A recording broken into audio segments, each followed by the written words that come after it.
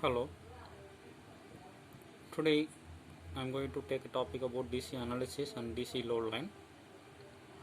DC analysis is nothing but in a common emitter amplifier. If you consider DC supply alone for analyzing, it is DC analysis. If you consider AC signal anode, it is called AC analysis. So let me draw the common emitter amplifier circuit diagram to draw the DC load line. So I am going to take a NPN transistor which has 3 terminals: base, emitter, collector. I am just connecting resistance RC at collector terminal of transistor and biasing supply VCC to the collector terminal. Base terminal has the resistance RB with biasing supply VBB. Emitter is grounded. It is called common emitter amplifier. The voltage between collector to emitter is called VCE, that is the output voltage of the amplifier. Voltage between the base to emitter is called VBE, base to emitter voltage, that is input voltage of the circuit. The current flowing through the base terminal is called base current, input current. Current flowing through the output terminal collector is called IC, collector current, that is output current of the amplifier. VB is often 0.7 for silicon transistor and 0.3 for germanium transistor. So our main objective is to draw the DC load line. It is nothing but it has all the points of the collector current and collector to emitter voltage. It is a common emitter amplifier.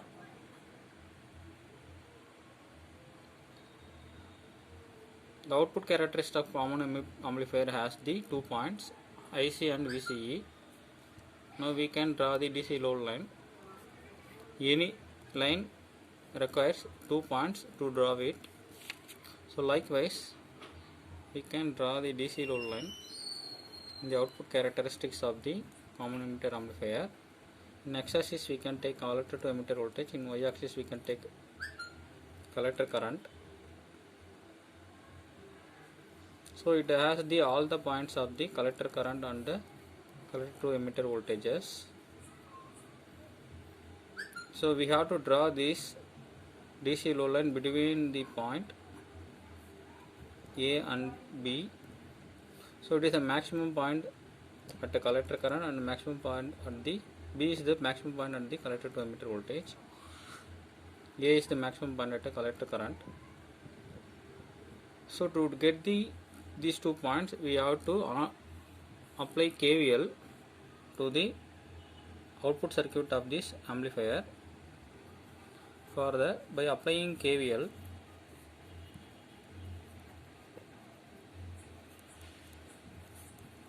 to output circuit, we can get the expression, that is VCC is equal to VCE plus ICRC plus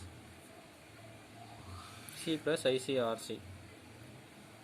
So to get these two points, that is maximum points, we have to apply IC equal to 0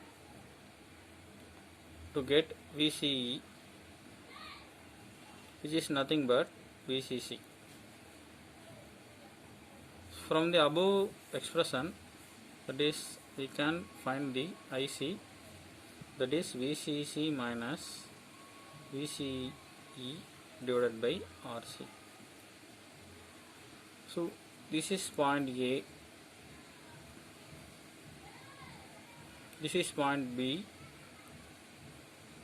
To get point A, we have to apply VC equal to 0, where IC equal to, if you apply VC equal to 0, we can get the maximum value of IC is equal to VCC by RC. That is point A. So To taking these 2 points, we can get the value. It is IC equal to VCC by RC and VCE equal to VCC.